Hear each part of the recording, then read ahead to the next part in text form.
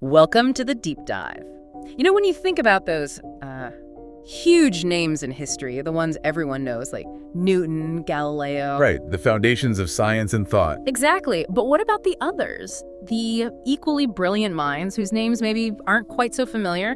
Today, we're using the sources you sent over to explore one of them, Ibn Sina. Or Avicenna, as he's often called. Yes, Avicenna. And our goal here really is to dig into this material you've gathered, understand the sheer scale of his work, across so many fields, and also, tackle that question the sources bring up. Yeah. Why isn't he more widely known today, given everything he did? Okay, let's dive right in. The sources, they immediately hit you with just how extraordinary this person was.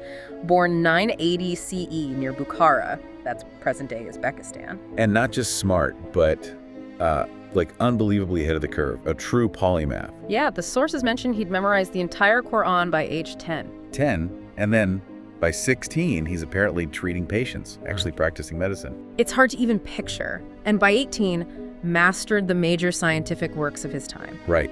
It's stunning. And the key thing the sources emphasize is that this wasn't just reading. He was applying it. Yeah. It was practical knowledge, even that early on. Which leads us straight into his medicine, right? That seems to be where his impact was just immense. Oh, absolutely. The sources all point to his major work, Al-Qanan fi al-Tib. The Canon of Medicine. Exactly. And this wasn't just a medical book. The sources say it became the standard medical textbook, not just in the Islamic world, but in Europe too. For how long? It was centuries, wasn't it? Over 600 years. Think about that. It was still influencing European doctors well into the 1600s, the 17th century. That kind of longevity for one text. It's incredible. Just incredible. So what was in the canon that made it so revolutionary, so lasting? The sources mention things that sound, surprisingly modern. They really do. The material you pulled highlights things like, the idea of clinical trials. Yeah. Maybe not double-blind studies like today, obviously, Yeah. but systematic observation, testing treatments is a huge step. Oh, okay.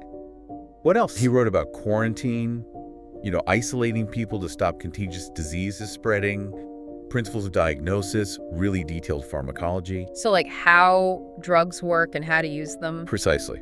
Yeah. And rules for medical ethics, too. How doctors should behave. Plus, a focus on preventive medicine, trying to stop people getting sick in the first place, and even insights into mental health. Zen tells too back then. Yeah, the sources mentioned it. He was basically systematizing and advancing medical thought on a scale that hadn't really been seen before, bringing structure, as you said earlier. Okay, so a giant in medicine. But the sources are clear he wasn't just a doctor. His mind went much wider. Oh, far wider. The material notes he wrote something like over 450 books. 450. Pretty much everything. Astronomy, math, logic, metaphysics. Philosophy was a huge area for him. The sources describe him as following Aristotle's path, but crucially, integrating it with Islamic monotheism. So bridging those traditions, that's fascinating. And that philosophical work had reach. Huge reach, both within the Islamic world, influencing later thinkers, but also, this is highlighted in the sources, impacting Christian thinkers in Europe, most notably Thomas Aquinas. Aquinas? Really? How so? Well, the sources you found mention Aquinas actually borrowed pretty heavily from Ibn Sina's reasoning, his arguments, his logical structures, sometimes apparently without giving direct credit. Interesting. So Ibn Sina's ideas are flowing into European scholasticism, shaping it. Exactly. It wasn't just facts being passed along, it was methods of thinking. Yeah. That emphasis on logic, on observation, on looking at the world empirically. The sources connect this to the foundations of, what we'd later call the scientific method. Okay, so let's pause here. We have this picture. Child prodigy, medical authority for centuries, philosopher influencing East and West, promoter of rational inquiry. A towering figure, no question. Which brings us right back to that central puzzle the sources raise. If he was this important, why isn't his name, up there with Newton or Galileo in everyday recognition, at least in many parts of the world? Yeah, and the sources you shared, they tackle this directly. They present what they term the uncomfortable truth. Which is? The explanation offered in the material largely points towards the colonial era. It suggests that as European powers expanded their influence globally, there was a kind of rewriting of history. Rewriting how? What do the sources say happened? They describe a process where European contributions were increasingly centered, kind of placed at the heart of scientific and intellectual progress. And this the sources argue, often involved minimizing, sometimes mistranslating, or even erasing the contributions from other civilizations, including the Islamic world. So it wasn't just forgetting, it was an active process described in these sources. That's what the material suggests. He gives examples like how names got westernized, preferring Avicenna over Ibn Sina, which kind of subtly distances him from his own context. Right, I see that. But more fundamentally, the sources talk about how major advancements or knowledge that originated in places like Baghdad, Cordoba, or Bukhara, Ibn Sina's home region, or Cairo. These were sometimes presented in Western accounts as purely European developments. The original figures, like Ibn Sina, might be left out, or their role significantly downplayed. So the narrative itself shifted, according to these sources. It's not just about a name, it's about who gets credit for the foundations of knowledge. That's quite a claim. It is. And it reframes how we might think about the history we've learned. The sources present it as a matter of historical narrative being shaped by power dynamics. Who gets to write the story? But despite this historical narrative issue raised in the sources, his actual legacy, it didn't just vanish, did it? Oh, not at all. His ideas were too powerful. His books, especially the Canon, were preserved.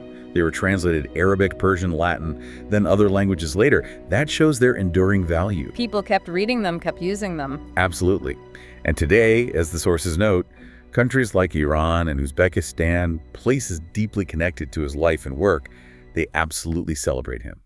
He's a national hero, a pivotal figure in their heritage and in world history. So it really is, as the sources kind of frame it, a story about recovering that fuller history, reclaiming that heritage and pushing for a more, well, complete picture. Exactly. And it underlines why it's so important to look beyond just the most familiar names, to understand that knowledge flows in complex ways across cultures and time. Okay, so let's just quickly wrap up the main points from this deep dive based on the material you shared. We've seen Ibn Sina, this incredible polymath. Starting with that astonishing precocity. And the huge centuries-long impact of the Canon of Medicine, introducing concepts way ahead of their time. Things like clinical observation, quarantine, ethics, foundational stuff. And beyond medicine, his philosophical work, connecting traditions, influencing major thinkers like Aquinas, and feeding into the development of scientific thought.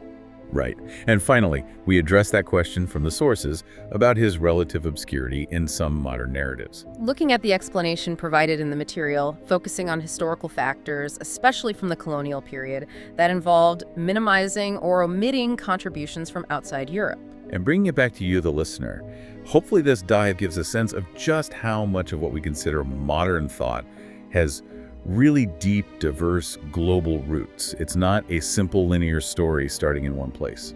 Which leaves us with a final thought, drawing from these sources. If the story of someone as influential as Ibn Sina could be shaped, and in some contexts, minimized by historical narratives, what other parts of our understanding of history, progress, and innovation might also be incomplete? What other stories are waiting to be fully told, and what does that mean for how we see the world today?